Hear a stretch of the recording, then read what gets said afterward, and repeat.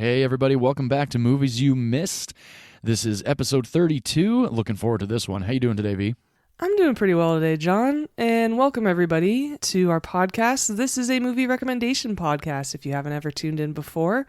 We are two film industry veterans who like to discuss movies without spoilers, behind-the-scenes trivia, and tell stories of our time in the industry. And we're really excited to talk to you today about political thrillers. Yes, political thrillers used to be one of my favorite genres when I was growing up. I really liked to kind of get into them and see, how the White House and the Pentagon and all this stuff was portrayed. This was a fun one because I hadn't seen your pick and I hadn't watched my pick in many, many years. So it actually kind of resonated with me a lot more at the age that I'm at now and where we are in the world. So I was glad to jump into this genre. Nice, and we decided to pick it as a bit of a joke since it's Thanksgiving week, and the last thing you want to do is talk about politics, and so picking political thrillers was our little joke to that. Oh my gosh, Thanksgiving. I can already smell the mashed potatoes. My favorite is stuffing. Oh, see, stuffing for me used to really be my least favorite thing, but then when my wife moved in with me and we had our own Thanksgiving one year, she made some incredible stuffing, and I'll always eat stuffing, but a very small portion. Ever since we've been together, she makes, turkey dinner sandwiches after Thanksgiving, and she adds stuffing on the sandwiches, and I've become a stuffing fan. I like to stuff. Well, that's the whole point of Thanksgiving, right? Yes, it is. I do like to stuff myself on Thanksgiving to the point of feeling like I am a garbage human being. Like Jim Gaffigan joked in one of his stand-ups. He's like, I don't eat until I'm full. I eat until I hate myself. Yes, yeah. You know what's funny? I used to hate him. I used to think he was so unfunny, but then I heard a few jokes of his and I was like, oh my gosh. All right, and I watched one of his specials and I thought it was fucking hysterical. Oh yeah, he's really funny. I like him a lot. He is pretty good. Okay, so you don't like stuffing. Then is mashed potatoes actually your favorite dish of Thanksgiving? Is that why you Mashed mentioned potatoes is definitely up there, but my favorite is green bean casserole. I hate green beans. It's like one of the few things I actually don't like. My wife included. She does not like green beans, and she, very lovingly made me a dish of my own, green bean casserole, on the first Thanksgiving that we had together. But yeah, green bean casserole, mashed potatoes. I like the cranberry sauce. I like the apple cider. I also like the alcohol that I pour in the apple cider. Which I actually just got a bottle of Jack Daniel's winter cider last night. It is Jack Daniel's apple cider, and it's supposed to be pretty good. So I'm looking forward to trying that probably later today, actually. I can't wait until Thanksgiving. That's a few days from here. So I got to try it first before if I decide to bring it to the party. Yeah, absolutely. And that's funny. I just had a drink like that the other night. It was hot apple cider and rum. Ooh, yummy. I love fall drinks. Play on a hot toddy. Yep, exactly. Tasty. I do like a hot toddy every now and then, maybe some hot chocolate, and pour a little bit of like whiskey in there as well. And I like to make my own eggnog whiskey drink, like buy a bottle of eggnog and then pour as much whiskey as I want in it. I'm surprised that your wife doesn't make homemade eggnog. She doesn't like eggnog. Well, that's fair. It's a pretty divisive drink. It is. I brought her home a recipe from the store the other day. I was like, ooh, I think it would be great if you made this. And she goes, I don't like eggnog. I'm like, okay, well, I guess there goes that idea. So matter of fact. It's like, nope, I'm not making you eggnog. I'm not going to drink it. And neither are you. Because every time I buy a bottle of eggnog, I might drink about half of it. It's so thick, it's rich. It's like, really intense gotta drink. Yeah. You got to be in the right mindset and right stomach set for it. And a lot of times around the holidays, my stomach is already going like, what the hell did you do to me? Yeah. So I can't wait to do it all over again. We never learn. No, we don't. But that's what life's about, learning the hard way. And then telling yourself for 12 months, I won't do that again. And then you do it right over again. Exactly. I say that to myself every time I eat an entire burrito in one sitting. I love burritos. They're awesome. But beyond our favorite entrees and side dishes at the Thanksgiving table, V and I are excited to get into this genre of political thrillers. Are you ready to talk politics for a second here, V? Sure, and I don't think this will end in a shouting match, which is good. No, I don't think so. I think we're pretty much on the same page that way. And also, these are very non-partisan movies. They do not talk about True. political parties. It's more of a political movie, but at a higher level, which is good. Yes, indeed. All right, V, I think you start us off this week. I do, and I picked one of my all-time favorite political thrillers with one of my all-time favorite actors. This is 1994's Clear and Present Danger. 94, my gosh. Yes, and I watched it very soon after it came out. I think I started watching this movie with my father right around the age of 11. Oh, wow. Yeah, and, well, it is PG-13, so... Oh, is it? I thought it was R-rated. Yeah, the interesting thing is that the film actually originally received an R rating, but then they went back to the MPAA and it won a PG-13 rating on appeal without making any edits whatsoever. So they're like, "Are you sure?" And the MPAA is like, "No, okay, it'll be PG-13." I guess that makes sense. Yeah, watching it this time, for some reason, I thought it was like, I knew it was 90s, but I thought it was earlier 90s than 94, and I mean like 1990 or 1991, maybe because of certain editing choices that Philip Noyce decided to go with, and certain... like acting and reactings, if that makes any sense. Like, there's a lot of times when you watch a movie from the 90s and there's that reactionary edit that's kind of like, was that necessary? But you're like, oh, it's 90s. Yeah. No, that's true. So that happened a couple of times while watching this movie. Not that it's not a good movie. I very much enjoyed it. But there were times where I was like, oh, totally fucking 90s. And that's funny because I think the storyline is as relevant today, or it could happen as easily today as it could have in the early 90s. Yeah, absolutely. So, yep, it came out in 94. However, it is based on a Tom Clancy novel, which is a series for the character of Jack Ryan, whom is the main character of this movie. And it's the third movie from that series. So, Patriot Games, which is the first one with Harrison Ford, came out in 92. And then The Hunt for Red October, that had Alec Baldwin as Jack Ryan, came out prior to that. Oh, that's fascinating. I knew that Harrison Ford was Jack Ryan for a little while, and I always knew that, obviously, it was Alec Baldwin in Hunt for Red October, but I guess now I'm curious as to why Alec Baldwin didn't stick around. Maybe early 90s scheduling conflicts? So, according to Alec Baldwin...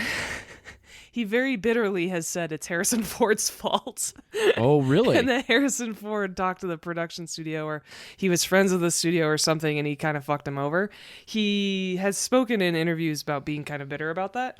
Interesting. But other accounts say it actually just came down to a dispute between Baldwin and Paramount Pictures studio head. I think his name was David Kirkpatrick, who was the head at the time. And both men have very different recollections of how that happened. So, of course. But, 90s Alec Baldwin, he was a bit of a hothead. I could see that happening. Yeah, definitely. I don't know if I've honestly ever seen The Hunt for Red October now that I'm thinking about it. I know there were a couple submarine movies in the 90s, and I think the one that I might have only ever seen was the only ones that I had ever seen was Crimson Tide and U-571 with Matthew McConaughey and John Bon Jovi. Yeah, I saw The Hunt for Red October once, and the reason why I didn't become a big fan of it, granted I was very young, I might enjoy it now, but I was watching who I thought was James Bond, Sean Connery, act as a Russian submarine captain. Oh, okay, yes, And that's right, Sean Connery. Yeah, and it was very jarring for me as a kid to see who I thought as James Bond play that character. And so for me, when I was younger, I was like, I don't want to see this. I'd rather watch James Bond movies over again. Right. But as an adult, I might actually enjoy it. So I correct myself then. I have seen The Hunt for Red October. I saw it one time, and it was on television. And this was years and years ago. And I remember, now that you mentioned Sean Connery, I remember when he kills somebody on the submarine. And saw it once. Okay. So that was the first Jack Ryan movie made, which came out in 1990, and then Harrison Ford was hired, and he starred in Patriot Games with Sean Bean. That came out in 92. Yes, which I actually have on Blu-ray and just recently watched several months ago. Nice. Well, that's perfect, because now you've watched Clear and Present Danger, which is the continuation of that story and that character, and that came out in 94. Yes. Nice. Well, this is certainly my favorite of the Jack Ryan movies. There was The Sum of All Fears with Ben Affleck, which we don't talk about. And then now there's the series on Amazon Prime with John Krasinski. Right, which I've never seen, and I hear it's good. Exact same answer from me. Oh, all right. My sister keeps telling me it's amazing, and I haven't seen it yet. Yeah, just have not gotten to it yet. Same. There's too much to watch. There is too much to watch. Similar to the books we need to read, our movies and TV shows we need to watch will literally never end. Mm-hmm. That's very true. It's unfortunate, It's like you wish you could get caught up on movies, TV, and books, but it truly is impossible. Especially now with streaming, like every streaming app has like 7,000 shows that somehow are in production across the United States and then some, and you're like, where do you have the time to do all this? And also waiting through them and figuring out which ones are worth watching is also a big task now. Okay, so Clear and Present Danger. Being a political thriller, there are certainly a lot of different strings being pulled in this movie, different subplots that all tie together quite well. It opens up with a large boat adrift on the water, and the Coast Guard comes up to them and says, hey, Kiev 2.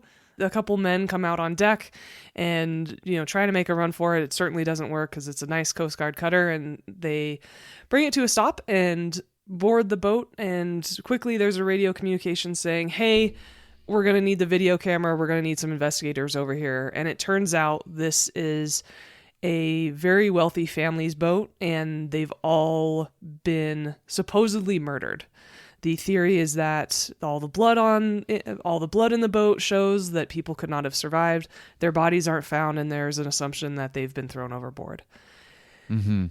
The thing that makes this not a straightforward case is that the man who was killed, along with his entire family, is a good friend of the president's.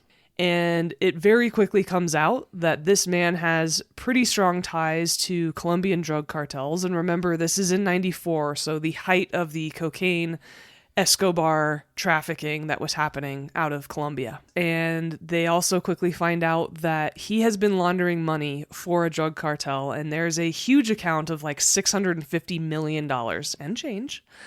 That was great. And change. In an account, and the CIA has come to the president and said, look, he was laundering money for the cartel, but he embezzled some. They got pissed and killed him and his whole family to send a message. Mm-hmm. And the president's, of course, upset because this is his friend. And this is where Harrison Ford comes in, who plays CIA agent Jack Ryan, and who is given the task to investigate what the hell is really going on, what these ties are, and where this money is. And the president's pissed, and in a backdoor dealing with his chief of staff, he makes his own plan of, hey, let's get some army commandos together on a secret mission, send them down to Colombia, let's fuck up this drug kingpin's life a bit because he just killed my friend. Right, yeah.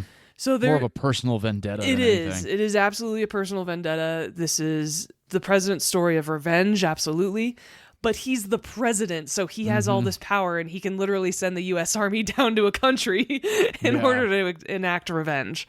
And it's pretty nuts, thinking like, definitely, because at one point Jack Ryan's almost like, he questions the president, and the president's like, excuse me? I'm the president of the United States. When the president does it, it's not illegal. Not illegal, exactly. Not this movie, but same theme. Still the same theme, yeah. Same mindset of a president. That's the scary thing about people in office. Yeah, and another thing that is complicating the situation is that if anybody's seen Patriot Games, they know that Harrison Ford is this CIA agent named Jack Ryan, and his boss is James Earl Jones. Yes. Which is so badass because they were both in Star Wars. I know. So awesome. So cool. In this movie, James Earl Jones's character, Admiral Greer, is sick with pancreatic cancer. And so Jack Ryan is appointed acting deputy director of intelligence. So his responsibilities have now increased. And this is one of the reasons why he's overseeing this very serious situation. And with this president's personal vendetta mission, this is also where a former CIA operative, John Clark, who's played wonderfully by Willem Dafoe, also comes in. So badass. There are great actors in this movie. And so this is the story of how Jack Ryan is investigating this very serious crime and the laundering of a whole ton of money. Yeah. And at the same time, the president trying to get revenge and diving into the world of cartels in Colombia. The cartel boss is also played very well. His consultant, I've always loved. Oh, yeah. And we follow this story to its fantastic climax, which is the converging of all of these men's goals. Mm-hmm. There are multiple things I love about this movie, and that is one of the reasons why I've seen it probably close to 20 times in my life. Oh, wow. It's a fantastic political thriller that has a great balance of action and really nice, complex storylines to make a good political thriller. Definitely. There's great commentary. It's subtle, but it is great commentary on the irony of the war on drugs. Mm-hmm. And it also has just fantastic action scenes. That ambush... Oh my God. in Colombia is one of my favorite action scenes. It's Jack Ryan, played by Harrison Ford, goes down to Colombia along with his friend Dan, who's an FBI agent, and a whole team of people, including a politician. And they're in a caravan of these awesome 90s Suburbans, which are so classic. And they get ambushed, and it is a fantastic action scene. And it's so well done that this scene is now used as a training video in U.S. government agencies. No shit. Which is so badass. Wow, it's one of those accurate type of dealios. I actually really liked when he gets to Colombia and he's greeted by the young lady that's picking him up at the airport along with the caravan. I like when he's standing outside the car and she goes, "Come on, let's get you in the car. There's no need to get you shot at. You just landed." Yeah. It's like, whoa, Jesus Christ. They already know that he's coming. And then, of course, 5 minutes later, they sure as fuck do. Yeah, and when they're driving along and he starts to roll down the window and she's like, "Oh, don't do that." No. Put that back up. Bulletproof. Somebody get Jack Ryan some air, please. Yeah, that's right. Yeah. Yeah. I like that whole sequence was good, leading up to the ambush. And then, of course, the ambush happens and you're kind of like glued to the screen after that. Mm-hmm. And another reason why I really like it is that Harrison Ford did his own stunt driving during the finale of that scene. That's awesome. I was curious about that because there are some close-ups where it's like, wow, they either really did some great editing here or Harrison Ford had the chops for it. And it's great to know that he actually did the driving, especially in that final like backup sequence when he's like backing up for a minute and smashes into that. Yeah. Yeah, that was a good intense sequence. I like that. I actually think I put that on my Instagram stories. If anybody follows me on my personal page, I normally will give a hint as to what movie we're watching or movies we're watching before we record, and like to tag our Instagram page of Movies You Miss Pod so people can go over there and check it out as well. Yes, I like that you do that. Thanks. People got to know what I'm watching, Film and Barrel is my Instagram tag, so barrel for whiskey, film for film. And they'll also be able to see what you look like. Yeah, that's true too. Sorry, everybody. Oh no, God. I, on the other hand, will remain like Batman. Oh, well, all right. Keeping my identity hidden. You vigilante, you. I wish. And so Harrison Ford, as I said, plays Jack Ryan. For anybody who's listened to our podcast before, they know that I'm a big fan of his. He's one of my all-time favorite actors. He was in our Father's Day episode when I picked Indiana Jones and the Last Crusade. Yes. Also in the first week of our horror month because he's in What Lies Beneath. Mm-hmm. Star Wars, as I mentioned, and another political thriller, which is great, Air Force One. Oh, yes. Air Force One's a great one. Many good moments in that one, too. Very 90s, but definitely a good one. I mean, Gary Oldman, as I've said before, Gary Oldman as the villain. You can't go wrong. Definitely not. And As I mentioned, Willem Dafoe plays the former CIA agent who is leading this elite U.S. military team down to Colombia on this secret mission. Willem Dafoe is anybody who listened to our second week of our horror month. He's in The Lighthouse. This movie is a lot more sane than that one. There's a little bit more coherence also.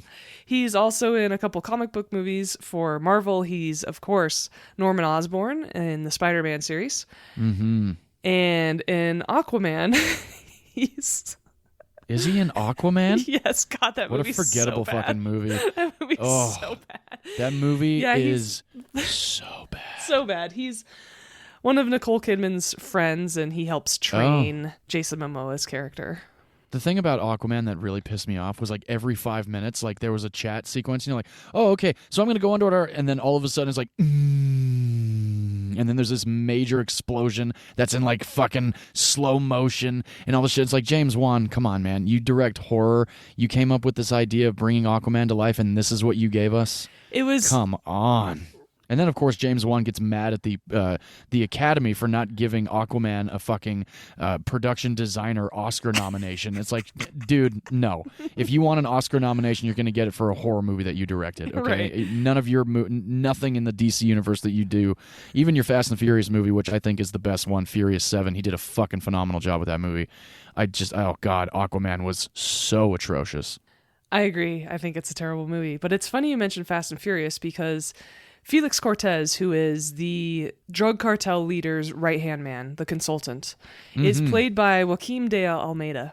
Oh. And he's in Fast 5, which I personally think is the best of the franchise. That's what a lot of people's favorite is. That's when Gal Gadot shows up, right? It is, and it also takes place in Brazil, and funny enough, they're robbing a drug lord. Oh, no kidding. Yeah. I've only seen all of the Fast and the Furious movies one time all the way through, and that was last year. My wife and I had some neighbors that we actually made friends with through Disney, friends of ours. Their names are Justin and Mallory. Great people. Hung out with them a lot. I actually worked with Justin on Star Trek Picard, and he is a major Fast and the Furious fan. So we decided to do a marathon over like the course of 3 weekends and do 2 or 3 Fast and the Furious movies leading up to Furious 9 or Fast 9 saga, fucking whatever you call it. Is that the one in space? No, yeah, that is. Yes, it is. God. Yeah. So we went and saw that in theaters like opening weekend because, like I said, we watched all of the Furious movies, and I liked number 5 a lot. I thought it was pretty good. But number 7 was the last Paul Walker one. That was the last Paul Walker one, and that was the third one that I had seen in theaters. Fast 9 had some moments in it. You know, they all have moments. Right. But I thought Furious 7 was, from beginning to end, a lot of fucking fun. Well, okay, I respect that. I mean, Fast 7 is very good. Fast 5 is certainly my personal favorite. And yeah. Joaquim de Almeida, who is, like I said, Felix Cortez in Clear and Present Danger, he's good at playing drug guys because he's a cartel consultant in this movie, and then in Fast 5 he plays Reyes, who's a drug kingpin, and then he plays Bucho, who's another bad guy in Desperado, the Antonio Banderas movie. That's right. Yes, he does. Yeah. Yes. Next, we have Henry Tierney, who plays a great weasel in this movie, Ritter. God, he's so good in this. Oh, yes. I love him as an actor. He is Kittredge in the original Mission Impossible movie with Tom Cruise. Thank you. I was trying to place him, and I didn't IMDb him because I wanted to talk about him on this. But yeah, he's the one in the beginning of Mission Impossible where he puts the gum on the fish tank, right? Yeah, and that great scene when he's talking to Tom Cruise on the phone, and he's like, Kittredge, can I ask you something? He's like, sure, Ethan. And he goes, if you've shot, stabbed, and detonated your entire IMF team, do you really think hauling down Ma and Uncle Jerry to the local precinct is really going to get a rise out of me? I love that line. I love that scene. Yes, he's Kittredge, and he's great. And he has shown up in the newest Mission Impossible trailer, Dead Reckoning. He has returned to the franchise. Fuck yeah, he has. Oh, damn. I'm pumped. I don't remember. Oh, my God. Remember when we watched the teaser, and it said, Ethan, you're going to need to pick a side. Oh, yeah, that's him. That's him. Oh, wow. Hell yeah. Damn. I'm excited for him to be back in the Mission Impossible universe. Hell yeah. So yeah, he's great in this movie. And then a couple other people. Miguel Sandoval plays the head of the cartel. Yes. Where's Great character actor. the number one place you recognize him from? Oh, gosh. That's a good question. He has been in so many things. He has, but one of the things he has been in... Oh, well, yes, of course. Yeah, he's in the first few minutes of Jurassic Park. He is in the first few minutes of Jurassic Park. He Yes. is the man who's heading up the amber mine. Mm-hmm. And he's the one who, kneels down and shows the audience that awesome piece of amber with a mosquito in it. Yes, that's right. Hammond hates lawyers. They slow everything down. Because Grant, like me, is a digger. He's a digger. He's Yes. great in the beginning of Jurassic Park. So good. Which is John's character favorite actor. movie. Yes, it is, and he's literally been in So much. You will Oh my recognize him God. immediately. Tons of TV, tons his of resume movies. is so big. Yes. But yeah, Jurassic Park for sure. And then I know Medium with Patricia Arquette. Mm-hmm. He was also the tequila lord in Entourage, later seasons of Entourage for Avion. So yeah, he's been around for sure. Raymond Cruz is also in this movie, who more recently made a mark for himself in Breaking Bad as Tuco Salamanca, that crazy ass Oh my kid God. who So always nuts. does a bunch of drugs in front of Jesse and Walter and just goes off the deep end. He's insane. He's got to be so in love with what he does because Oh, he plays yeah. a similar character in Training Day when he's sitting around the okay. table with Ethan Hawke. Have you seen Training Day? Oh yeah. Okay, yeah. I just Towards forget the it 'cause end when I've only seen it a couple times. Oh yeah, towards the end when Alonzo leaves Hoyt behind, they're playing cards in a kitchen, and he does a lot of the same stuff, kind of like from Breaking Bad. And he goes, it's just funny shit. I think he's great. Nice. Okay. And then, as I mentioned, James Earl Jones is in this movie, Star Wars. He was Darth Vader's voice. He Yes. is in our tribute to Ray Liotta episode in Field of Dreams. Mm-hmm. He's also in Doctor Strangelove, part of the flight Yes. crew. Absolutely. And he's also the king, Eddie Murphy's dad, in Coming to America. That's right. Yes, He's he great is. in that movie. And he's also the king Mufasa in The Lion King. That is right. King, James Earl Jones. He's got the presence for that. Oh, absolutely. And the last person in this movie that I want to talk about is Benjamin Bratt. Why? I know you didn't like his performance in this movie. Or in any movie. You don't like him as an actor? No, I don't. I really don't. I think he's very emotionless. Oh, bummer. That's just my opinion. Well, I know him. He was almost my cousin. Oh, Yeah. So it's kind of funny you say that, but no worries. interesting. Well, you have to fill me in on why he was almost your cousin. Yeah. So in this movie, he plays kind of the team lead, reporting up to Willem Dafoe, who is, the one who gives the orders in the hotel room in Colombia, but Benjamin Bratt's character is on the ground as the team lead, and he also is the one who gets carried by Harrison Ford later on in the movie. Right. And he dated my cousin for 6 years in the early 90s. Oh, wow. Actually, 6 years. during the production of this movie, too, from like 90 to 96, I think. Wow. And she's cool. She's a producer. She now works for Patagonia and does Patagonia films, which are super cool. dope. But Yeah. yeah, she's been a producer and in the film industry for quite, for years and years. And they dated for quite some time and were engaged. And I met Ben, I was like 12. And yeah, he was super nice, very cool, and I became a fan of his because I was a kid and I was like, holy shit, it's an actor, and I started watching his movies and I've just kept an eye on his career since then. He's in, like I said, he was a super nice guy when I met him, and then he and my cousin broke up and he started dating Julia Roberts. Oh, wow. And he and Julia Roberts were together when she won the Oscar, I think, actually. I think they were, yeah. because that was like 98. Mm-hmm. So yeah, so that's my connection to Benjamin Bratt. And Interesting. yeah. I think he's faded into obscurity at this point. He was recently in the first Doctor Strange. Oh, the Marvel movie? Mm-hmm. Really? Oh, I don't remember him in that at all. Yeah, he's the guy who gets healed after breaking his back, and Stephen Strange goes and visits him, and he's playing basketball and asks him how he did it, and they have a conversation about the mystic arts. I don't remember that at all. Oh, that's okay. And more recently, Benjamin Bratt was the voice of Ernesto de la Cruz in Coco. Oh, really? Yeah, he was No the kidding. very famous singer that Miguel tries to find. Interesting. I did not know that. So that's my connection to Benjamin Bratt. And Cool. And the few last things I want to talk about with this movie, the Oval Office set that obviously is used a lot in this film because there's this, plot of the president wanting revenge. That is the set that was originally built for Dave. Oh, cool. Which I discussed, it was a while ago now. Very early now on we're in on our episode series. 32. Yeah. But that set had been reused many times once it was built for Dave. Very cool. And the interiors of Jack Ryan's house, when, Harrison Ford's character, when he's getting ready and spending time with his family, it's supposed to be in Georgetown, but it's filmed over 10 days in a house in Hancock Park in Los Angeles, which is a very nice part of Southern California. Very, yeah. It's in that pocket of Hollywood. It's in that pocket of shitty Hollywood, Hancock Park, and then shitty East Hollywood. Yes. So it's like right in the middle, and that's like where they decided to keep it nice. Yeah, that's exactly right. Oh, that's awesome. And so Harrison Ford loved the house so much that he offered to buy it. Oh, wow. And the owners were like, nah. Can you imagine turning down Harrison Ford? Wow. That's crazy. That's awesome. Yeah.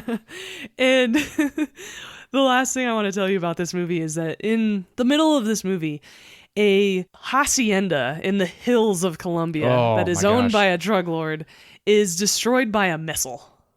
That was pretty nuts. And it was an awesome scene. Yeah. That was a real brick and mortar residence. No way. In Mexico, because a lot of this was filmed in Mexico. Because remember, Sure. early 90s, you couldn't really go into Colombia, just like we talked about in the Romancing the Stone episode. Yeah. The filmmakers purchased this mansion from a divorcee who had unpleasant memories of the place. No way. They bought the mansion and blew it up. Holy shit. And then she kept the land and built a new house after cleaning out all the rubble. Oh my god, that is fucking badass. That is cool as fuck. Oh, I thought God. I thought honestly that was a miniature. Me too. It didn't look like it when it very much was convincing. Obviously, now we know why it's convincing because it was the practical destruction of that house. That's fucking awesome. That's like in Bad Boys 2 when they blow up Johnny Tapia's place in Miami. Exactly. Holy shit.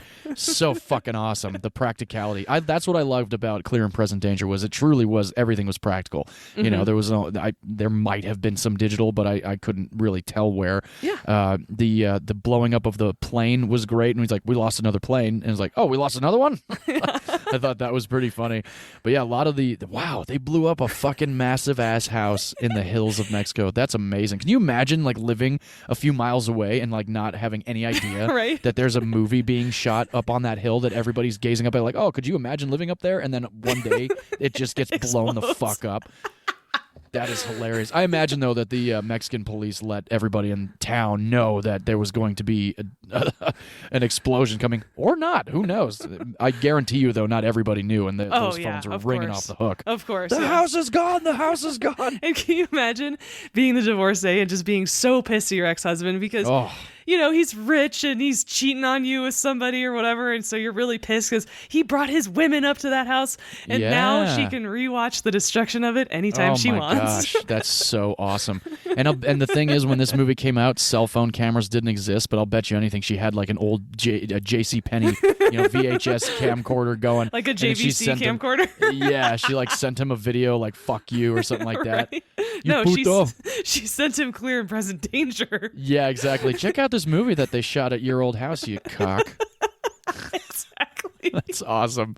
That is so cool. I applaud her for that, definitely. Yes. Because they had to have paid her hefty enough for her to build another fucking house on the land. You know? If she's a divorcee who got that house and that that's land true in the too. divorce, Sure, she's doing fine. She's doing all right. Yeah. Congrats to her, if ever you hear these words. Yes. Oh, man, we awesome. should find her name. We really should. And a man named Donald Stewart helped write the screenplays for all three of these Tom Clancy Jack Ryan movies, Hunt for Red cool. October, Patriot Games, and Clear and Present Danger. The other man who helped write the screenplay is Steve Zalian. Yeah, I saw his name pop up. Yeah, and so, I think you and I probably recognize his name, but for those of our listeners who don't spend a whole lot of time on IMDb like you and I do obsessively. Yes. He wrote The Irishman. Oh, wow. Which I honestly didn't like, but not a lot of people did. Don't tell anybody. He created the miniseries The Night Of with Riz Ahmed, which was amazing. Yeah. I've been meaning to watch that one, actually. I like that actor, but I gotta say, his most overrated performance is The Sound of Metal. Yes, I know you hate it. God-awful movie. I know you hate that movie. And he also helped write the American screenplay, David Fincher's take on The Girl with a Dragon Tattoo. Oh, cool. He wrote Moneyball, which is another book adaptation, which I love. I never saw that one. I hear it's great. It's fucking great. American Gangster, which both you and I are fans of. Oh, yes. Ridley Scott. Gangs of New York. Oh, damn. And speaking of Henry Searsey, the original Mission Impossible movie with Tom Cruise. Oh, very cool. That. Nice. He also wrote Schindler's List. No kidding. He's kind of a badass. Yeah, he is. My God. Mm-hmm. And as you mentioned, Philip Noyce directed this movie. He directed Salt, which is a very forgettable Angelina Jolie movie. I never saw that one. He directed The Saint, which you and I are both fans of. Oh, yes. So good. And he also directed Patriot Games. Oh, that's right. Yeah. It's funny watching Clear and Present Danger. I didn't do any research on this, but I'm watching the opening of this movie. I'm like, I feel like this is a Philip Noyce movie, and then directed by Philip Noyce. I'm like, nice. ha! Nicely done. Yes. And Tom Clancy didn't have anything to say about the movies, the portrayals. I'm curious because a lot of times Michael Crichton was involved in the screenplay writing, so it didn't seem like Tom Clancy was involved in any of the screenplay. So Tom Clancy has mixed feelings on these movies. Oh. And that comes down to the changes that were made to his books. And I can tell you that he was a bit displeased with Clear and Present Danger because of some of the changes. One of them being that John Clark, who is Willem Dafoe's character, is actually the predominant character in this book. Oh, really? And Jack Ryan doesn't show up until after page 100. Oh my gosh, wow. And a big climax of the movie is not in the book, and they also took some other liberties, and so some of the movies that have been adapted, he liked, some of them he didn't, which, happens, and Clear and Present Danger had a budget of $62 million in 1994. Wow. Which makes sense. It was on location, it had some really famous people in it, had a lot of action in it. Yeah. It made $122 million in the U.S., so just in the U.S. alone, did great.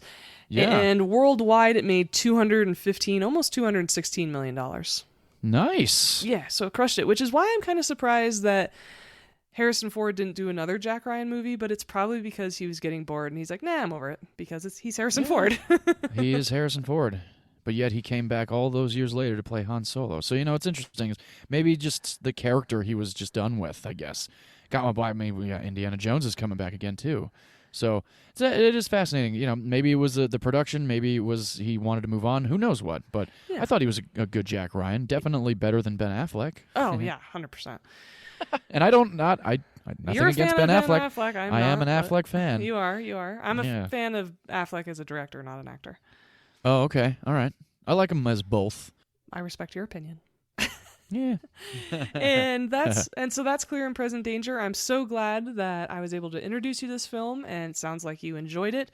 It is available on Netflix for anybody else who wants to watch this movie, and Patriot Games is as well, so you can actually do a double feature if you were interested.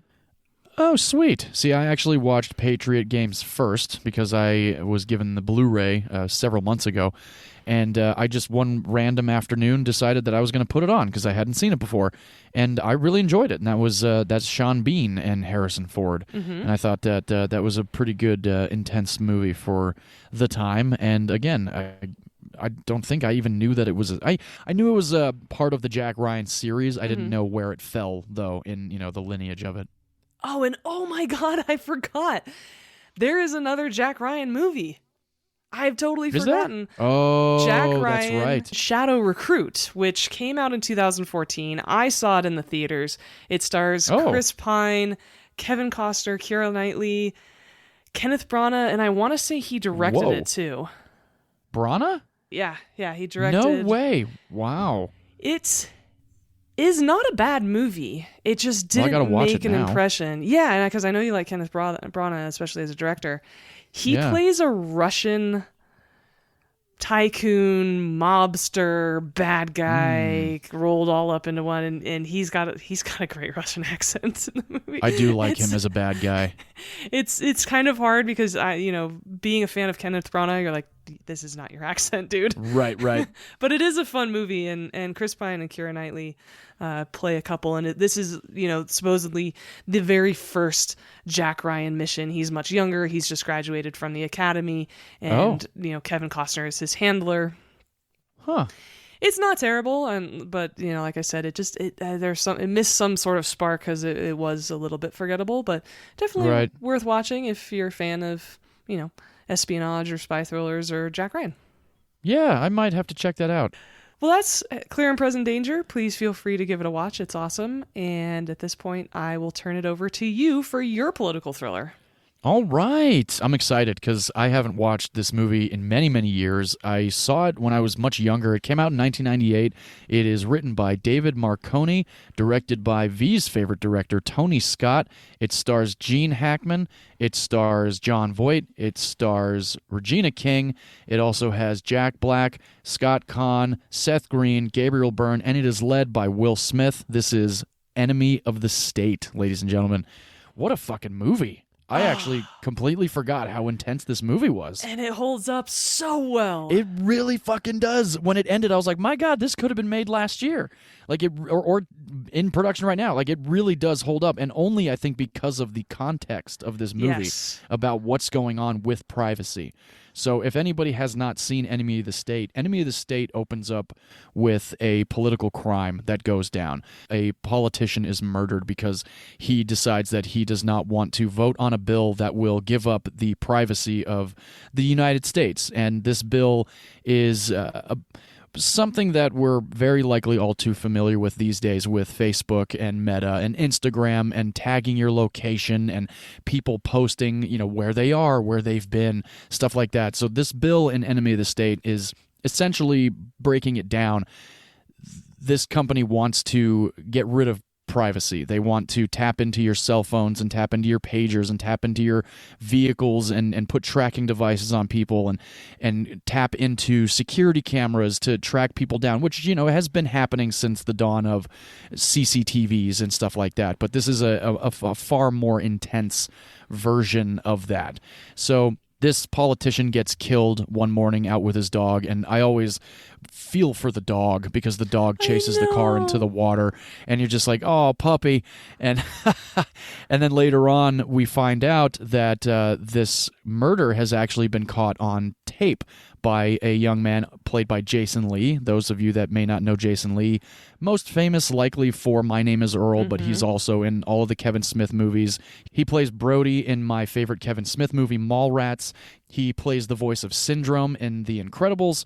The guy's been around for quite some time, since the early 90s. This movie, again, 1998. So he plays a bird watcher, essentially. He gets these government grants to track the migration of geese and migration of birds, and he just so happens to catch this murder on tape. At the crime scene of this, the reason that he is caught is because one of the goons that is left behind to kind of survey the area to make sure that no clues are truly found about who killed this politician. Barry Pepper. Barry Pepper. He sees Jason Lee's character come over and grab his video camera and grab his tape and then leave. So they get his license plate, and then he calls into the office and is like, oh, I got a license plate on a guy. I don't know his name, but, run the plates. So they run the plates, and they use satellites to track him. They find his house. He's watching the news, going over his footage, and as he's watching the news, this is when the story pops up that this politician has been murdered at the park that he has actually been recording the migration of these certain geese. So he scrolls through more of the footage, and he finds the murder. Then he calls a friend of his who was played by Grant Heslov, and if anybody knows who Grant Heslov is, he is one of George Clooney's friends. He and George Clooney wrote Syriana.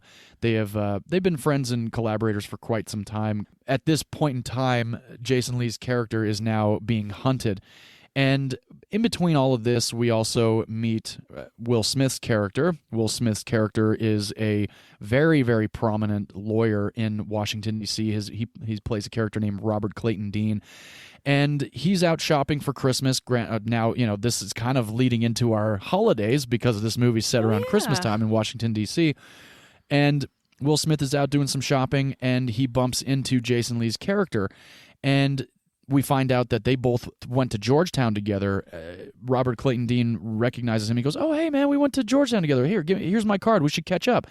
And at this point, this is when Jason Lee's character slips the video into Robert Clayton Dean's packages. So all of a sudden, Robert Clayton Dean is now a part of this and completely in the mix of all of this, completely unaware of it as well. So then surveillance starts to take place on Robert Clayton Dean's life, and they start getting into the real nitty-gritty of things. They start making up lies about him. They start telling his employer that he's doing things illegally, and at one point or another, his life starts to fall apart, and he is married to Carla, who's played by Regina King, who I thought was great in this movie. A great majority of the time. Love her. One of my first days on NCIS LA, she was actually directing, so I've actually had the opportunity to work with Regina King for a few days. Yeah, very, very awesome. I really enjoyed watching her work. She really sunk her teeth into what she was doing, which is great. She always seemed to do that, even back to the Friday days when she plays Ice Cube's sister in the first Friday. Very, very good actress. She is, and the first time I was introduced to her, she was Cuba Gooding Jr.'s wife in Jerry Maguire. Oh, there you go. So after surveillance kind of starts to really crack down on Robert Clayton Dean, we've already met John Voight's character. He plays a character named Thomas Reynolds. He's the one that's directing all of these guys to get into his life and track him and, tap everything. So when he's out like playing golf or out anywhere with friends and leaving things of his behind, these guys come in and put tracking devices all over him on his pager. They replace his watch with a tracking device. They replace his cell phone. They replace his shoes with tracking devices. So he's just completely unbeknownst to him. They know exactly where he is at all times. And that's the main storyline of this movie, is the invasion of privacy that's going on in this movie and in life. Like everybody would like to think that their phone is locked and that their passwords are protected and all this stuff, but in reality, spoiler alert, it's not. Right, exactly. And I think we all at this point know this because people have been posting on Facebook for the last several years, or even on Instagram. How come when I talked about certain toilet papers at home, all of a sudden I'm seeing ads for it on Instagram, and it's like, oh, well, it's based off of your search history. It's like, no, it's not. I don't buy that at all. Mm-mm. So we're all being watched. Everybody is definitely under somebody's eye, which is fucked up because there can't be that many people working at NSA literally tracking every person at every fucking minute of their life. And granted, watch, we are about to get shut down and there's going to be people at the door going like, how did you know? If this is the last episode of the podcast, people, why. Exactly. We will be thrown in jail for exposing, being a whistleblower, if you will. Like Edward Snowden. Yeah, oh my God. Oh, poor guy. Seriously. He risked his life, his livelihood, his freedom to tell the American people that we're being spied on, and there was a collective shrug in response. I felt so bad. I feel so bad for that guy. I've actually been meaning to watch the movie with Joseph Gordon-Levitt. Me too. He plays Snowden. Yeah. He's a good I heard actor. it was all right. Yeah. But yeah, that's why I thought it was so hilarious that whole conspiracy theory about the COVID vaccine came out, and they're like, "Oh, they're gonna put they're putting trackers in our systems." I'm like, "Bro, you're walking around with a smartphone. That ship has sailed." Oh yeah. Many, many years ago. And again, you can tag where you are on Instagram and on Facebook. You can literally tag the location that you're in. Even if you do it 5 days after, your location services are always on. Yeah, exactly. I try to turn mine off, and I always hate when I download a new app. It's like, app would like to track your location and send you ads, and I'm just like, ask app not to do that. It's still going to fucking do it. Of course it is. Because it's technology, and it somehow knows how to get around it. After the surveillance begins on the Dean family, Will Smith's character is later then introduced to Edward Lyle, who goes by the name of Brill, and he is played fantastically by Gene Hackman. And Gene Hackman is an ex-CIA agent. He knows a lot about what's going on. And he's not fully convinced that he needs to help Robert Clayton Dean just yet. But after a little bit of convincing and figuring out, that their sources actually were working together and this, that, and the other, Brill does end up helping Robert out quite a bit. And they essentially play a cat and mouse game for the rest of the movie, trying to figure out if Robert has this footage or not. And that's one of the main things about this movie that I really love, is the fact that there is a complete and utter innocence in Robert Clayton Dean, that he truly doesn't fucking know if he has this information, because it was slipped to him the night that he goes in to look at his packages. The doorbell rings, and it's these goons that are showing up, and they're asking him all these questions. They're posing as DC police, and one of them is played awesomely by Barry Pepper. And if anybody knows who Barry Pepper is, great actor. This movie, he's the sniper in Saving Private Ryan. And there's a lot of young actors again in this. I mentioned that Jack Black is in this movie. He's so fucking good in this movie. Great in this movie. Seth Green is in this movie. Let me track the maid. She doesn't shave her legs. That's so hot. I love Jack Black in this movie. But beyond those two, Jamie Kennedy is also in this movie. Yeah. He plays one of the surveyors with Seth Green. And it's very fascinating to watch this movie now, because, again, it's all happening so fast.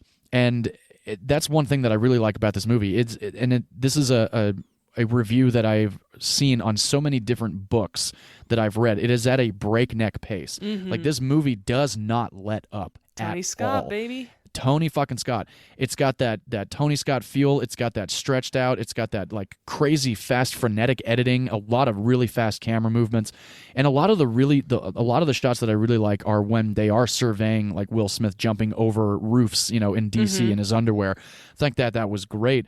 And the fascinating thing about that is that was only over the course of like 1 square mile, and the way they edited it made it seem like he was running all the fuck over the place. Yeah, it does. So it's just like, that's one brilliant thing about Tony Scott and the way that he utilizes editing, is that, it's really not all over the place as you would think it would be, but it sells so wonderfully that way.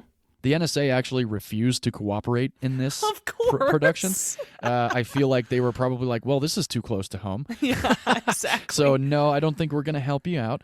Fascinatingly enough, though, to this day, there still might not be a 100% accuracy to what is going on and how they survey people. But I feel like, especially now with cell phones and, webcams and all that kind of stuff, But that was the other thing too. The paranoia in this movie really just is done so fantastically, because Will Smith's character truly starts to become paranoid about like what the fuck is actually going on, and the stuff that Gene Hackman drops on him in such a short amount of time.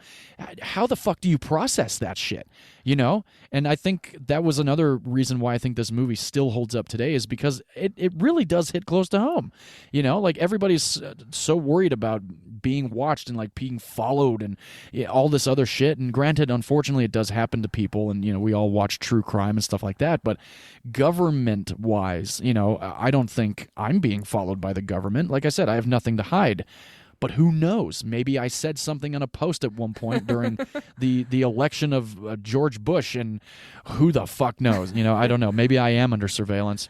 Well, and the crazy thing for me is this movie came out, I can't believe I'm saying this, 25 years ago. Yeah. Oh my God. But it is more accurate. I would argue that it is more accurate today than it probably was in 98, because it predicted the hell out of spying on the American people. Yeah. And it wasn't based on a novel. This was just out of the mind of David Marconi, who we'll get into what he's written in the past. But yeah, you're absolutely right. It's kind of like how we mentioned science fiction novels back in like the 50s and 60s. Those things are coming to fruition. So it's like when this screenplay came about to the studio and the NSA was like, no. They were probably like, shit. Like, son of a bitch. And then they probably brushed it off almost like, it's a movie. Nobody's going to buy it anyway. Of course, here we are. And 25 years later, the reason why I think it holds up is not only is it an incredibly predictive and relevant topic, but it has such a witty script. Oh, it does. Yeah, there's a lot of humor. So tight. Definitely. So well done. There are great quotes, but just it is an action movie in a lot of ways, but the dialogue drives this movie so well. Yeah. Oh, definitely. I agree. Fascinatingly enough, though, Gene Hackman turned this movie down several different times. What? Yeah, he didn't really want a whole lot of involvement in it at one point, but then he got a phone call from Tony Scott. They had a very nice conversation, and Gene Hackman decided to sign on after that. Will Smith was not yet cast, but he was then later signed on. This was around after Independence Day and after Men in Black. So Will Smith was pretty hot at the time. Oh, yeah. But Will Smith signed on at a very low paycheck because he wanted to work with Gene Hackman so bad. Ah, nice. Yes, Yeah. and this was a few years after making Crimson Tide with Tony Scott, which is how Right. Gene Hackman and Tony had a relationship. This is one of my favorite roles of his. I'm so glad Oh, yeah. Tony convinced him to take it. Me too. I know, he's so good. He's so fucking convincing every time. And I really like that about him too. And this was actually a Don Simpson, Jerry Bruckheimer production as well. So this was the 5th collaboration between Tony Scott and Jerry Bruckheimer, which was awesome. I mean, they did Top Gun together, they did Crimson Tide, they did this. You know, you can't go wrong with that team. I think they pumped out some great movies together. Another thing that really fascinates me, and I have not seen this movie, but there's a few nods to the Gene Hackman film The Conversation in this movie. And this movie is actually on record. David Marconi has said that this is a very loose sequel to The Conversation. And if anybody's seen The Conversation, which I have not, there are a lot of photos of Gene Hackman that they used in The Conversation in Enemy of the State. Oh, yeah, as his with his file that they're researching. Yep. Oh, Yeah. nice. That's awesome. His younger self. Uh-huh. Yeah, pretty cool. One thing that this actually put some brain matter on my wall behind me because it blew my mind so fucking much learning about this. The storm drain sequence where Will Smith is running away from the cars. Yeah. Very fascinatingly, was shot in the McHenry Road Tunnel in Baltimore, and it permits the interstate to pass under Baltimore's harbor. So the air ducts are only accessible through the tunnel administration building by stairs or a small elevator. So what production had the grip department do was take these cars apart, bring them downstairs, and then reassemble them for the scenes. And then when they were done, they did the same fucking thing to bring them out again. Can you believe that shit? These cars That's were like a moving. Exactly. Yeah, that's amazing. They made them drivable when they reassembled them. Yep, they made them Holy drivable after reassembly. shit. Okay, well, Absolutely insane. my brain is now also on the back of my wall because that blew my mind too. completely Holy mind-boggling. shit, that's crazy. That's practicality right there for you. You know, like that is just amazing. And they could have done that in any other storm drain, I imagine, on the East Coast, but they chose that one, and rightfully so. I mean, the scene is great. It's a really fucking fantastic moment in that movie. It is. Tom Cruise was originally signed on to be in this movie, but he backed out because he wanted to work with Kubrick and make Eyes Wide Shut instead. Which I'm glad, because it would, even though he's not an agent in the movie, it would still feel too much like Mission Impossible that had come out 2 years before that. Right. Yeah, I completely agree with that. And I think the audiences might have been like, this was too much like Mission Impossible because there's so much running. That was fantastic. Yes, Tom Cruise is known for his running. Well, he runs beautifully too. He does. He's like a machine. Yes, he is. The innocence of this man who gets his life utterly upended and doesn't know why and has to be ignorant through a big chunk of this movie because he really doesn't know what the hell's going on. I don't know if Tom Cruise could really portray that. He always comes across as kind of a badass, whereas Will Smith played innocence very well, and he's like, no, I don't know what's happening. Oh, yeah. No, there's so many great moments in this movie where Will Smith is truly like, I mean, he carries the movie. He's number one, which is great. And he plays panicked very well. Oh, hell yeah. So fantastic. And I thought it was interesting that Gene Hackman's character, Brill, being second billed, he shows up an hour into the movie. You know, like we don't meet him until hour into Enemy of the State. And Enemy of the State's 2 hours and maybe 6 minutes long. It's not a horribly long movie. But you think, you know, you get an hour of Will Smith playing cat and mouse with the government, and then all of a sudden we get Gene Hackman to get thrown into the mix, and it like elevates it. Oh, God. Those two together, you're absolutely right. Elevate is the perfect word. They bring this movie to a whole other level when they partner up. Yeah. I think that's what makes this movie great. definitely. And one of my favorite moments in this movie, and I always will, it's always been one of my favorite moments in this movie since I was a kid when I saw this. I think I saw this in I think my parents rented this in 1999. They're like, "Oh, it's Will Smith. It can't be that bad," and it really isn't. I mean, there's a few fucks, but there's not any gratuitous violence. There's not any sex or nudity. Mm-hmm. So it's very much an R-rated movie because of the language, and maybe because of the subject matter. Also, it was very adult at the time. True. But when we meet Gabriel Byrne, I thought that's one of my favorite sequences, especially when Gene Hackman's character shows up, and he tells Dean that he's like, did he say his name was Brill or did you say it and he went with it? And I was like, oh shit. So good. That was such a great moment for that entire movie because it's so true. It's like, you say something to somebody and they go with it. There was an interesting thing that I also found out, that Sean Connery was considered for Brill. And I thought that would have been an interesting take. Pseudo-universe, watching this movie, Sean Connery, you have something they want. I don't know.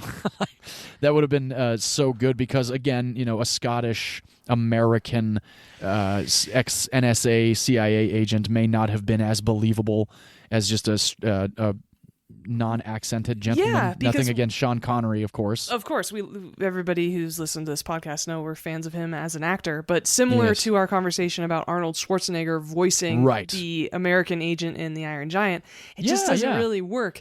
And Sean Connery doesn't have a high energy intensity that Gene Hackman does. And this movie is way too fast-paced for Sean Connery. I completely agree. And Sean Connery, he's in The Rock and stuff, but he still has that even keel, welcome to The Rock. It's not welcome to The Rock. He's not some crazy, Okay, but that was just an announcement of a concert that you just did. Yeah, exactly. Yeah, welcome to The Rock, yo! Did you imagine Sean Connery that was just welcome to The Rock? That would, whoa. That would have been 90s Michael Bay for sure. If this podcast doesn't work out, you should definitely be a shock DJ or something. That would be fun. I just found a reason why I'm bringing up Sean Connery was because I'm not sure if you know this, but Will Smith was originally cast as Neo in The Matrix. Oh, I do know that because that is one of his bigger regrets. He does know it was the right call, but the fact that he chose to do Wild Wild West instead of The Matrix, he recognizes as a poor choice. Oh, absolutely. And I'll always remember an interview with Will Smith about chatting with the Wachowskis about The Matrix. He's in this interview and he goes, they approached me about The Matrix and this is what it kind of sounded like to me. Well, you go into your head and then you go into the real world, but it's also maybe in your head. And then there's another guy that's kind of in your head with you. And I was just like, dude, I guess that's kind of the poor man's process of The Matrix. But at the same time, is fascinating that he turned it down for Wild Wild West. But the reason why I'm bringing up Sean Connery is because Sean Connery was originally cast as Morpheus. What? Yeah. Would that have been strange as fuck? Will Smith and Sean Connery, I've been looking my whole life for you, Neo. That would have just been so strange. Of course, pseudo-universe, it might have worked out. But again, Sean Connery doing the whole, do you think that's air you're breathing? After that whole, the kung fu sequence, I just don't know if Sean Connery... mystic piece of it. Nothing against the OG James Bond or nothing, but, Oh, that's interesting. Very, very, very interesting. Yeah. I can't imagine Sean Connery doing any sort of kung fu like Lawrence Fishburne when he finally faces Hugo Weaving and headbutts him a bunch of times. Oh, yes. I can't picture Sean Connery doing something that raw. Yeah. So maybe, again, we went the right way with it, or they went the right way with it. In editing this movie, the average shot length, can you take a guess of what the average shot length was? Okay. Now, granted, this film doesn't have a Guinness Book of World Records edits like Spun or Requiem for a Dream, but the average shot length in this film. So I would think that some of the dialogue scenes would bring up that average a little bit. I will guess 3 seconds. Close, 2.4 seconds. Average shot length. So that... Tony Scott. Oh my God, yeah. And that editor, good Lord. And the median shot length was 2.2 seconds. So there were a lot of very short edits in this movie. Just pull your hair out as the editor at that point? Oh, or God, you just love your job? Yeah, I feel like it was a love your job, pull your hair out moment for sure. It had to have been, because again, Tony Scott's a very meticulous guy, or was, excuse me. So that is Enemy of the State, starring Will Smith, Gene Hackman, John Voight, Scott Conn, Jamie Kennedy, Seth Green, Barry Pepper, yada yada, Jason Lee, Regina King. I mean, so many people from the 90s. Jack Black. Jack Black, yeah, thank you. Literally just like a slew of people that have now become household names, in a very awesome way. The budget for Enemy of the State was $90 million. That's like a rough estimation. Opening weekend, it did $20 million. Pretty awesome for an opening weekend. And the worldwide gross was $250.8 million. Nice. So it did do pretty damn well. Oh, yeah. I remember it being super popular. Very popular. Very good movie. And again, it came out in 1998, and as far as I can tell, I have not done a film from 1998 yet, so we get to play my favorite game, the highest grossing film of 1998. So let's see. I imagine you'll get this one because it's an extremely popular film. It's on my top 10 favorite films of all time. We have been discussing this director for quite some time because we are excited about what's coming at the end of the year. That's your hint. What's coming at the end of the year? Literally the only important movie. Oh, shit. Sorry. Titanic. It would indeed, with $488 million coming in at the box office for 1998. That's pretty awesome. Funny thing is, though, that Titanic is from 1997. I know. It is a 1997 movie, but it premiered in December, and I remember going repeatedly to the theater to see that movie as a child because I was a preteen and thought it was the greatest thing I've ever seen in my life. And yeah, it premiered in December, but became 1998's highest grossing movie of the year. That's awesome. Yeah, and that's interesting because we actually discussed that with another one of my picks. I believe it came out towards the end of the year to be considered for Oscar consideration. So anyway, yeah, Titanic was the highest grossing film. I wonder if you can get the second highest grossing film. And I'll be honest with you, this one I'm actually surprised about. I still love this movie. It may be a terrible script, but it is still a lot of fun. It still gets me in the emotions. And it's just a blast of a movie. And it has another stacked cast from 1998. There's literally no hints in that comment. Oh, okay, here we go. Your hint is J.J. Abrams is a writer on it. Produced by Jerry Bruckheimer. There we go. Produced by Jerry Bruckheimer. Stacked cast. J.J. Abrams. 98. Here's another hint for you. Charlton Heston has the opening monologue. Oh! Is it Armageddon? Yes, Armageddon. It still gets you in the feels. Hell yeah, it does. Fuck yeah. I still love Armageddon over Deep Impact any fucking day. Oh, I wholeheartedly agree with that. Yeah, Armageddon is badass. It is such a bitchin' movie, and the soundtrack is so fucking good. Well, it's you so love fucking Aerosmith, good. as we learned last week. Yeah, of course. Yes, do love me some Aerosmith. No, but even the orchestral soundtrack is fucking fantastic. No, and I think that's Trevor Rabin. Is it? I think so. Number 5 was one of my favorite Adam Sandler movies, The Waterboy, with $147 million. Third movie of 1998, epic film. Barry Pepper's in it. And Saving Private Ryan? Yeah, Saving Private Ryan. $190 million. Nice. Godzilla, the Roland Emmerich disaster with Matthew Broderick was number 8. God, that was a Rush bad movie. Hour. Oh, so bad. I saw it in theaters, though. I remember going in theaters. And at the time as a kid, I thought it was great. Number 10, Good Will Hunting. Interesting. Number 12 was A Bug's Life. Number 15 was Mulan. Number 17 was my film, Enemy of the State, with $92 million coming in the U.S. box office. I guess that's not that great, but again, the worldwide was $250 million, so pretty good there. Mm-hmm. Number 20 with $83,898, your favorite TV show turned film, The X-Files, coming in at number 20. Good movie with a good soundtrack too, actually. Never saw it. Still have only seen one episode of The X-Files. I can't believe we're actually friends. No, I'm just kidding. I'm totally kidding.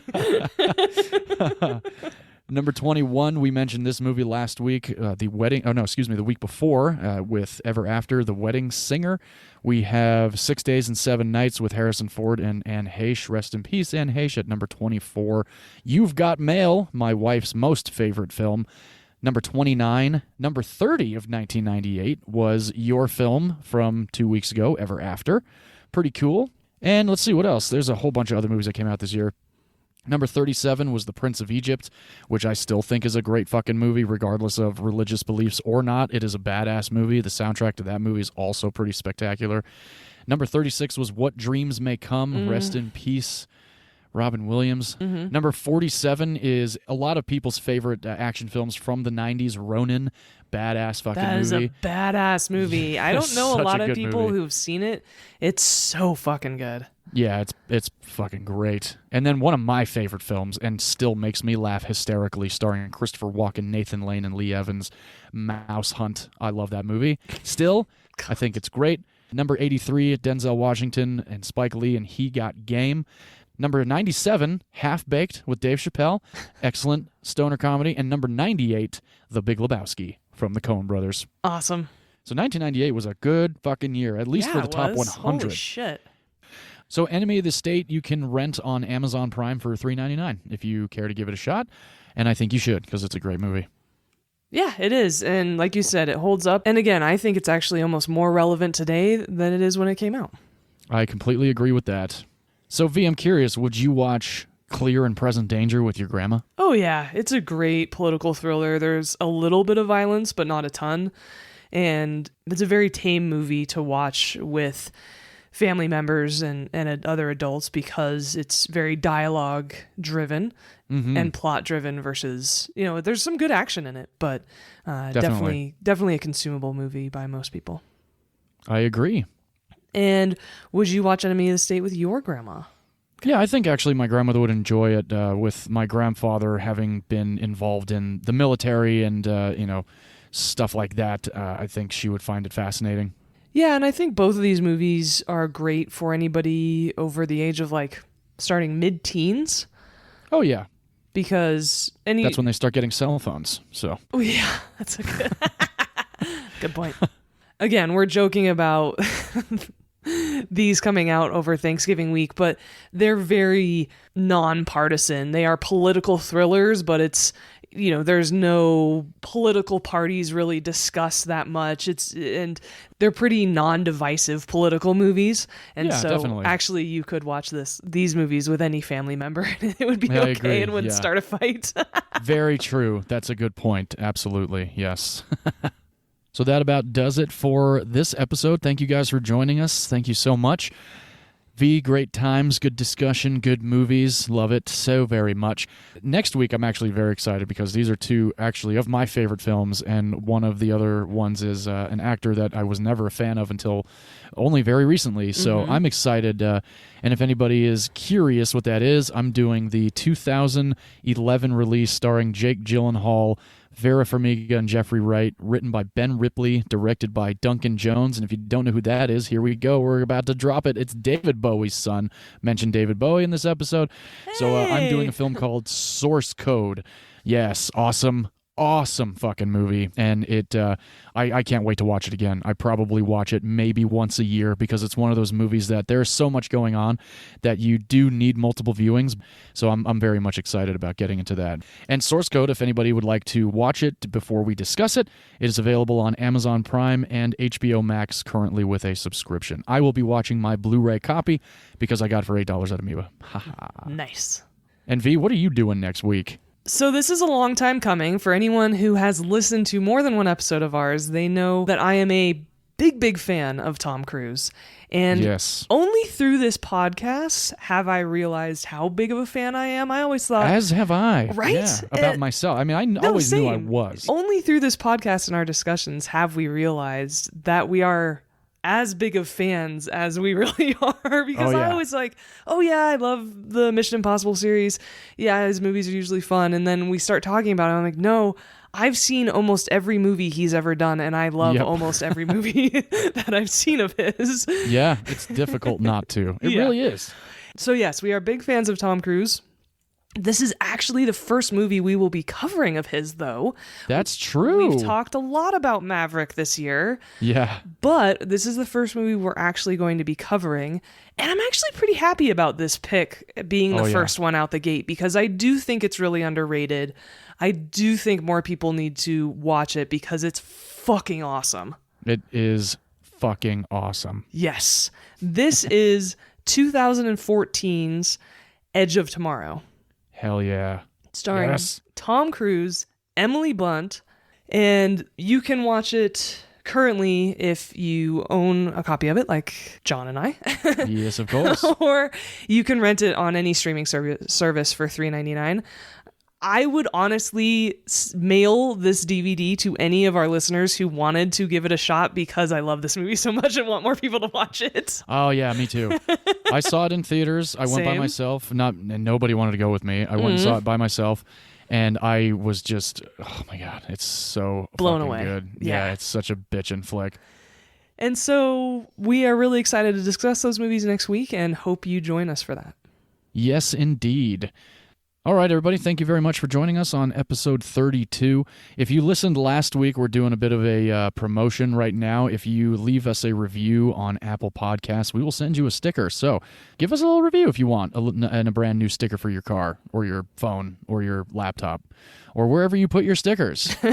I put mine on my laptop, so I get it. And until then, we like to sign off with film is a form of art, and in all art, every opinion is valid, except if you think Hollywood is full of a bunch of liberals.